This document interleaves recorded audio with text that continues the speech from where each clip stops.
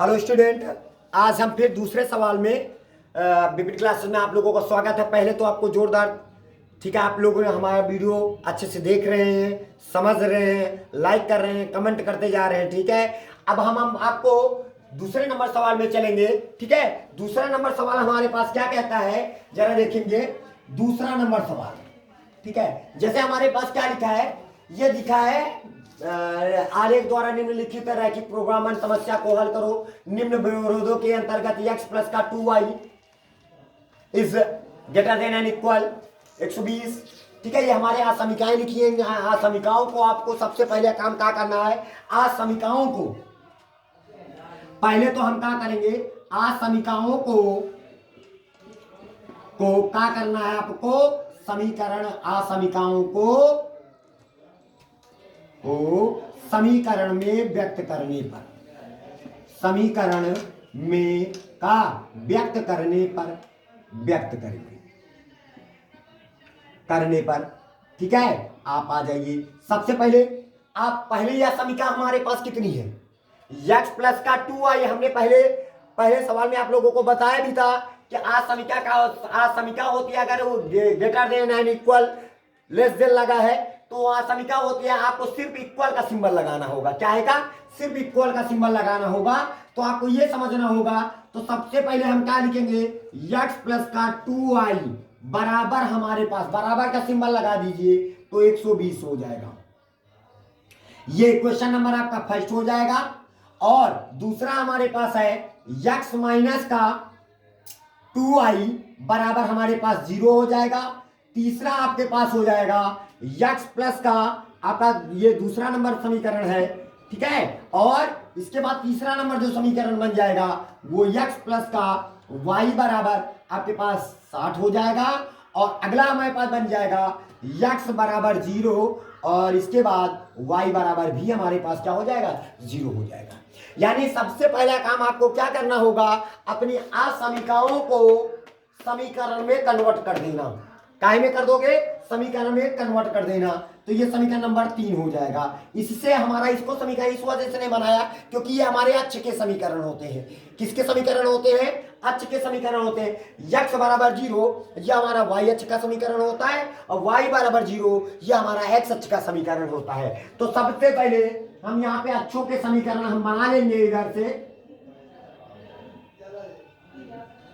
ठीक है, ये x अक्ष है, x डैश है, y अक्ष है, y डैश है।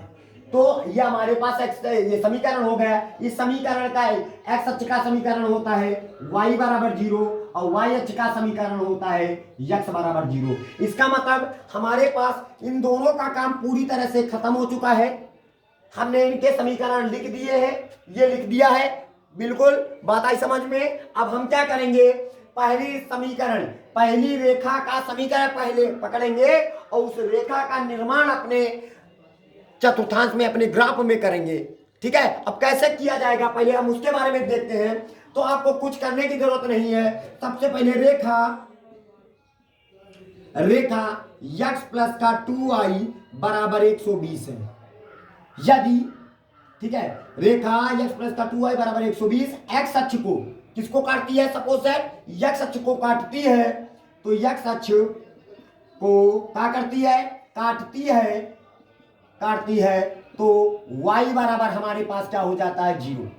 कितना हो जाता है, यदि रेखा हमारी ये वाली रेखा x अक्ष को काटती है तो y बराबर 0 लिख देना है। जब यहाँ पे y का मान 0 रख देंगे, यहाँ पे देखिए y का मान क्या रख देंगे, 0, तो ये पूरा खत्म हो जाएगा। तो x का मान हमारे पास कितना आ जाएगा, x का मान हमारे पास 120 आ जाएगा। तो आपके पास जो बिंदु बनेगा, पहला बिंदु मिल गया, बिंदु 120 का मान 0 हो जाएगा। ये पहला बिंदु मिल गया। ठीक है, फिर उसके बाद आप आ जाइए, यदि रेखा ऐसे हम आपको लिख दे रहे हैं, y अक्ष को काटती है, किसको काटती है, y अक्ष को काटती है।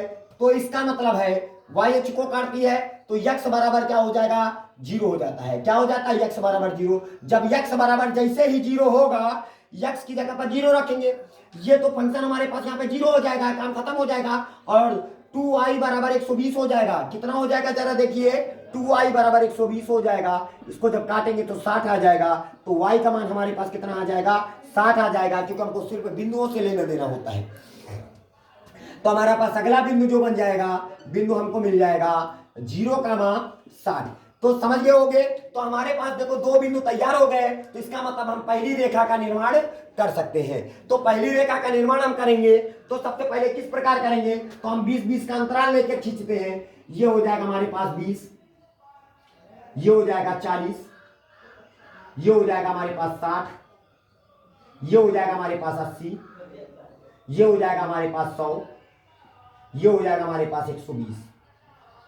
ये हो गया। इसी तरह हम इधर भी करेंगे। ये हो जाएगा हमारे पास 20, ठीक है, ये हमारे पास हो जाएगा 40, ये हो जाएगा हमारे पास 60, ये हमारे पास हो जाएगा 80, और ये हो जाएगा हमारे पास 100, और ये हो जाएगा हमारे पास 130। ये सब देखो हमारे पास हमने 20-20 के अंतराल में हमने खींच दिया है। अब आपको क्या करना है? सबसे पहले 120 का मान 0 बताओ। y बराबर 0 है तो इसका मतलब x अक्ष पर है, तो x अक्ष पर है, तो x अक्ष पर कहां पर है? देखो 120, ये यहां। तो इस बिंदु के निर्देशांक हो जाएंगे 120 का मान 0 हो जाएगा। और दूसरा है बिंदु 0 का मान 60 है, 0 का मान 60। तो देखो 0 x बराबर 0 है, तो इसका मतलब y अक्ष पर है, कहां पर है? 60 पर है। जहां पर 60 लिखा होगा तो ये देखो ये 60 लिखा है, तो ये हो जाएगा हमारे पास 0 का मान 60 हो जाएगा। ठीक है, अब इसका नाम है, ये मूल बिंदु है O है, और यहाँ पे हमने इस बिंदु का नाम रख दिया A और इस बिंदु का नाम रख दिया B। अब इन दोनों बिंदुओं को आपस में मिला दिया जाए।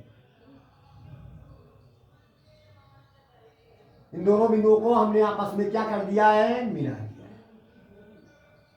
ठीक है, अब इस रेखा का समीकरण हमारे पास, पहली रेखा का समीकरण हो गया x प्लस का 2i बराबर 120। ये पहली रेखा का निर्माण हो चुका है, समझ में आ रहा है?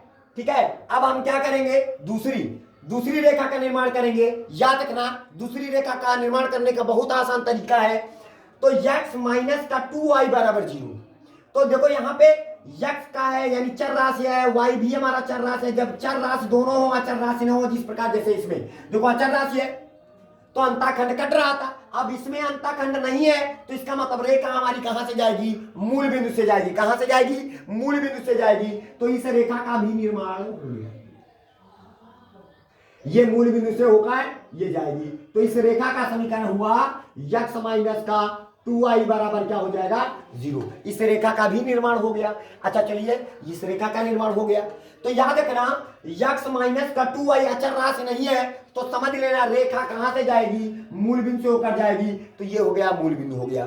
फिर उसके बाद आ जाते हैं तीसरी रेखा का समीकरण हल करते हैं। तीसरी रेखा, अब आ जाते हैं रेखा कहां है हमारे पास? तीसरा समीकरण x प्लस का y बराबर हमारे पास 60 हो जाएगा। यदि x अक्ष को काटती है, किसको काटती है? x अक्ष को काटती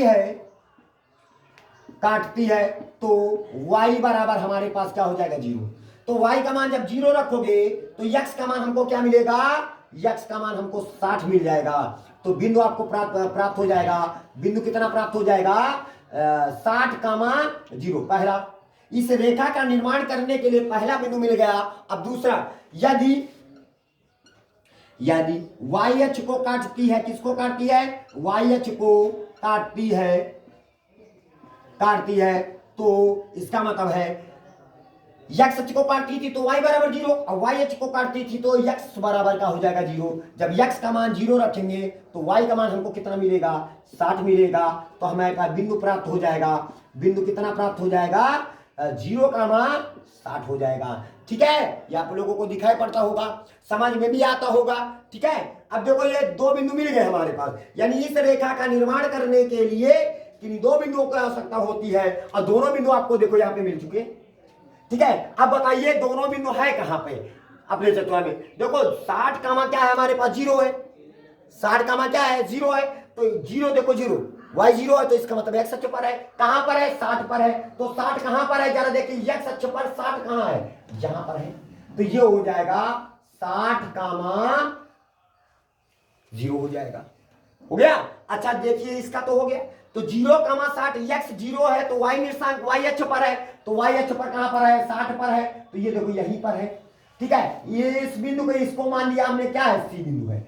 अब जरा देखिए इस बिंदु को और इस बिंदु को आपस में मिला दीजिए।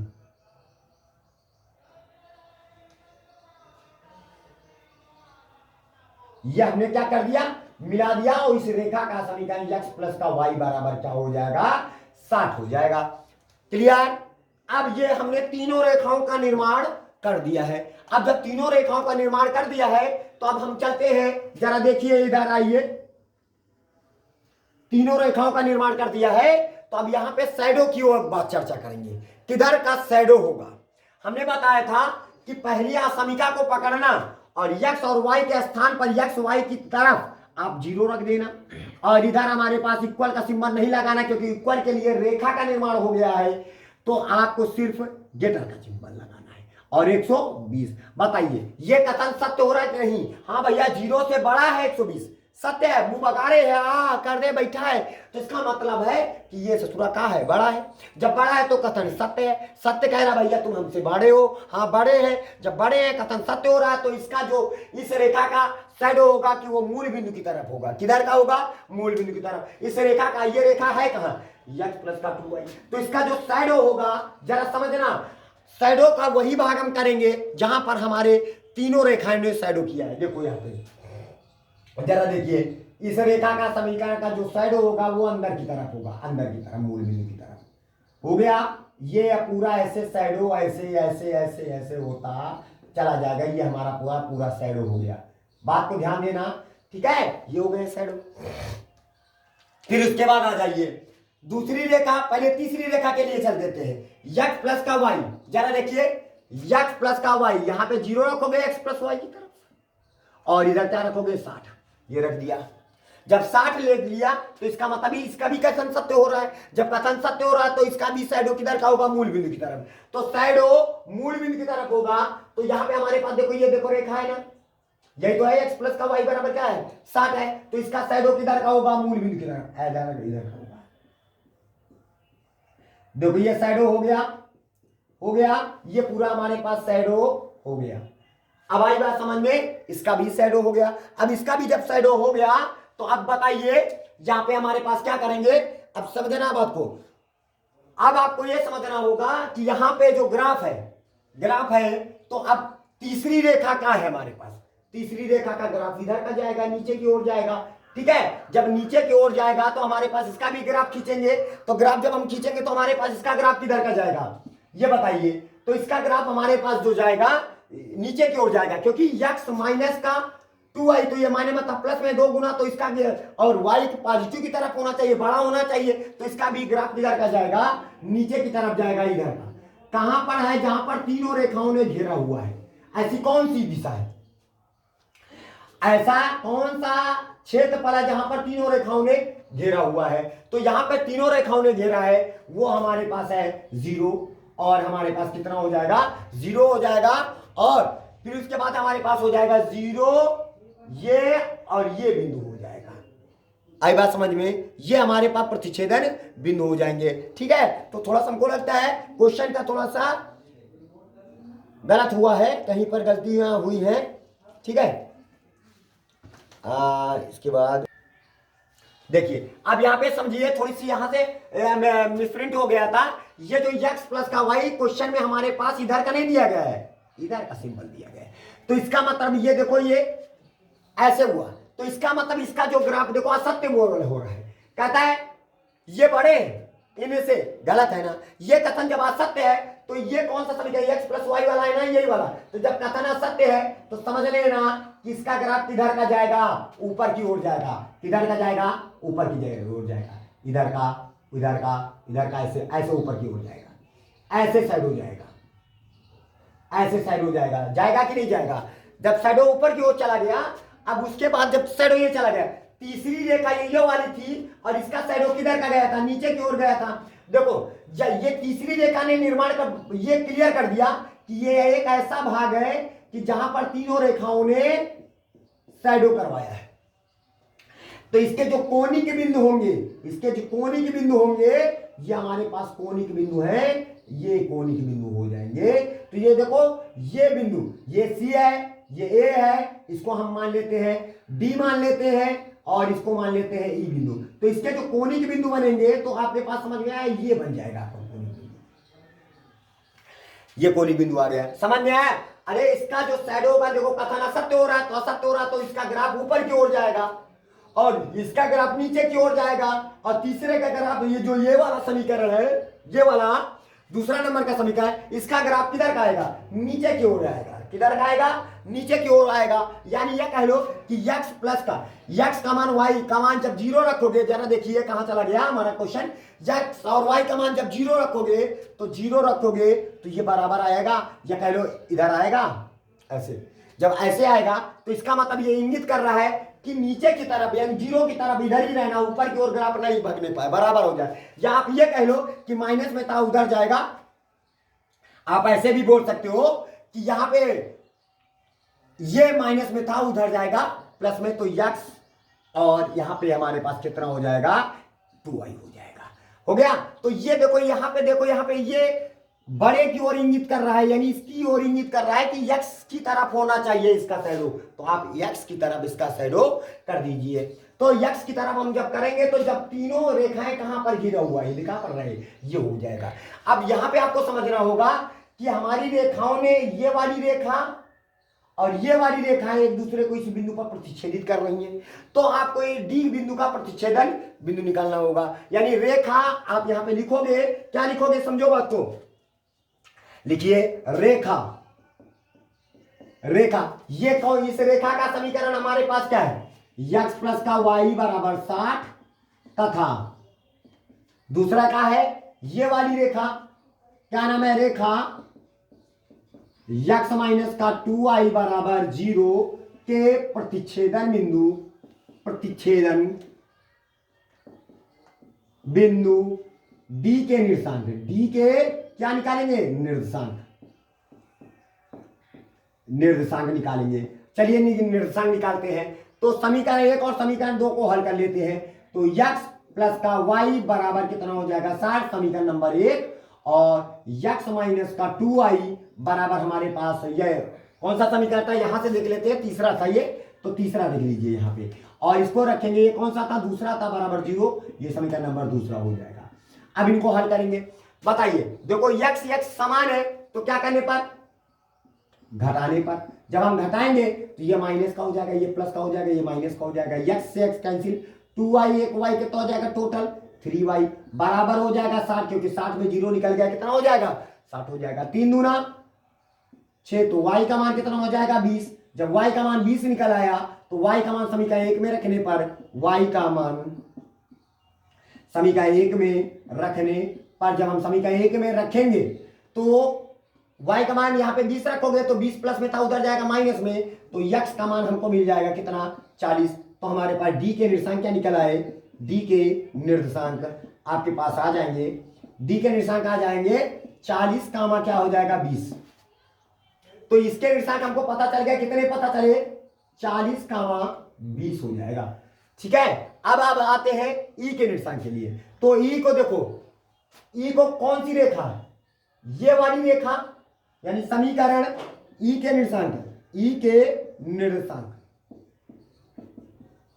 के लिए, तो ई के निर्देशांक के लिए देखो, ई देखो ये रेखा, इस रेखा का समीकरण क्या है, x प्लस का 2y बराबर 120, समीकरण नंबर क्या था, 1 था। और ये वाली रेखा ने, यानी ये रेखा और ये वाली रेखा दोनों एक दूसरे को इस जगह पर काट रही है, तो यहां पे लिखोगे x माइनस का 2y बराबर कितना हो जाएगा, 0, समीकरण नंबर ये 2 हो जाएगा। इन दोनों को हल करो, तो ये क्या करने पर, जोड़ने पर, कैंसिल, तो 2x हो जाएगा बराबर 120 हो जाएगा, काटेंगे 60 आ जाएगा, x बराबर हो जाएगा 60। तो x का मान जब 60 आ गया, x का मान समीकरण किसमें रख दो, किसी में भी रख दो, x का मान यहां पे कहीं भी रखो, x का मान यहां पे रख देते हैं, x का मान समीकरण है, यहां पे आपने, हमने यहां पे 3 पे रखा था, x का मान समीकरण किसमें, एक में रखने पर आप रखोगे तो जरा देखिए, यक्स की जगह पर आप सब 60 रखोगे, प्लस का 2i बराबर 120, प्लस में था माइनस में आया, 2i बराबर 120 माइनस का क्या हो जाएगा 60, तो 2i बराबर कितना हो जाएगा 60, काट दिया तो 30, तो y बराबर कितना हो जाएगा 30 हो गया। तो ई के निर्देशांक क्या निकला है, ई के निर्देशांक, तो हमारे पास ई के निर्देशांक आ जाएंगे, बोलिए क्या आ जाएगा 60 कामा 30 आ जाएगा, 60 कामा 30 हो जाएगा। ठीक है, अब आ जाएंगे हम जेड के अधिकतम तथा न्यूनतमीकरण के मान के लिए चलेंगे। किसके लिए, जेड के अधिकतम, यानी जेड के अधिकतमीकरण तथा न्यूनतमीकरण मान के लिए। चलो हम सीधा डायरेक्ट लिखते हैं, जेड बराबर हमारे पास क्या था 5x प्लस का 10y था। ठीक है, अब हम उनके पॉइंट निर्धारित करेंगे, क्या लिखा है निर्धारित करेंगे, उनके पॉइंट निकालेंगे। ठीक है, तो अब सबसे पहले हम यहाँ पे लिखेंगे, क्या लिखा जाएगा, इधर आ जाइए, सबसे पहले हम उनके कोणिक बिंदु लिखेंगे। क्या लिखेंगे, कोणिक बिंदु, कोणिक। अब कोणिक बिंदु क्या होते हैं या समझो, या कोणिक बिंदु ये देखो सी ए ई और ये, यानी आपका ये शैडो नहीं है, ये शैडो नहीं है, ये जो पूरा हिस्सा है ये दिखाई पड़ रहा है, जितना ये भाग कलर किए हैं ये है तुम्हारा, ये शैडो वाला हिस्सा है, आपको इसका निकालना है। ठीक है, तो बताइए सी के निर्देशांक क्या था हमारे पास 60 कामा 0 था, इसका निर्देशांक क्या था 120 कामा 0 था, इसका निर्देशांक कितना था, ई का निर्देशांक हमारे पास जरा देखिए हमने निकाला है, कितना निकाला है 60 कामा 30 निकाला है, तो यहाँ पे हो जाएगा 60 कामा 30 हो जाएगा, और फिर इसके बाद डी के निर्देशांक हमारे पास 40 कामा 20 हो जाएगा। आई बात समझ में, तो ये हो जाएगा इसके। अब इनके मान ज्ञात कर लेते हैं, तो कुछ करने की जरूरत नहीं है, तो इसके मान ज्ञात करेंगे, तो जेड बराबर आप यहाँ पे 5x प्लस का 10y ऐसे लिख दीजिए, क्या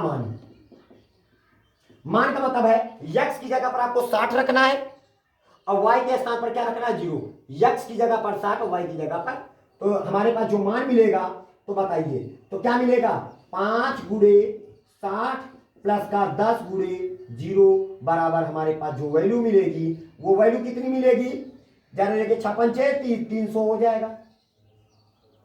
क्लियर, इसका मान तो 0 हो गया।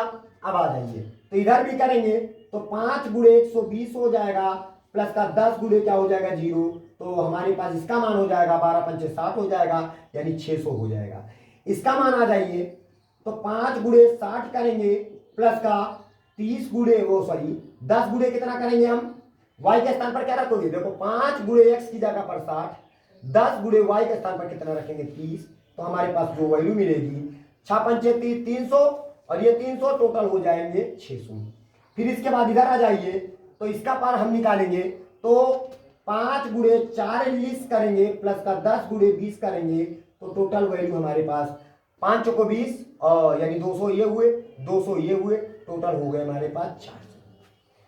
ठीक है, तो आपको बताना होगा कि क्वेश्चन से क्या कह रहा था, जेड बराबर 5x प्लस का 10y न्यूनतमीकरण यानी न्यूनतम मान तथा अधिकतमीकरण यानी अधिकतम मान आपको बताना होगा। तो सबसे पहले आपको यह बताना होगा किस बिंदु पर सबसे न्यूनतम हो रहा है और किस बिंदु पर सबसे अधिकतम हो रहा है। तो बिंदु आपको लिखना होगा, यहां पे लिखना होगा भाषा में कि बिंदु 60,0 पर न्यूनतम मान कितना, न्यूनतम मान 300 तथा किस किस बिंदु पर अधिकतम हो रहा है, देखो 600 इसमें भी है, 600 इसमें भी है, तो आप यहां पे लिखोगे 120,0 तथा और 120,0 तथा 60,30 पर अधिकतम मान हमारे पास कितना होगा, अधिकतम मान 600, यही हो जाएगा आपका आंसर हो जाएगा। ठीक है, उम्मीद है आप लोगों को हमारा वीडियो समझ में आया होगा।